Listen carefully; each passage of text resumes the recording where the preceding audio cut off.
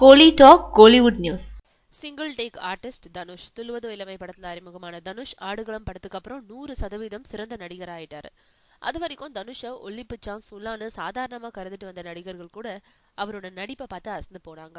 அந்த அளவுக்கு படத்துக்கு படம் தன்னை பட்ட தீட்டிக்கிட்டே வந்த தனுஷ் அந்த படத்துல பழிச்சிட்டாரு. அதோடு அந்த படத்துக்காக தேசிய விருதும் வாங்கினாரு. அதுல இருந்து அது வரைக்கும் தனுஷோட உடம்ப முன் வச்சு கேலியா கிண்டலா பேசிட்டு வந்தவங்க கூட அதுக்கப்புறம் வாயடைச்சு போனாங்க. அதோட டைரக்டர்களோ பின்னாடி தனுஷை வச்சு படம் பண்ணுறோன்றதும் கதையில கூடுதல் கவனம் செலுத்த தொடங்கினாங்க. காரணம், தனுஷை பொறுத்தவரை எத்தனை அழுத்தமான காட்சிகளா இருந்தாலும் சிங்கிள் டேக்ல ஓகே செஞ்சு விடக்கூடியவரா.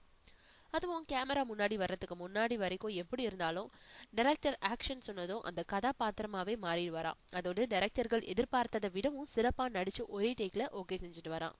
அது மட்டும் இல்ல, சில காட்சிகளை டைரக்டர்களே ஓகே சொன்னாலும் தனக்கு திருப்தி இல்லைன்னா இன்னொரு டேக் எடுத்துக்கலான்னு தனுஷே தான் ரீடேக் நடிச்சு கொடுப்பாராம்.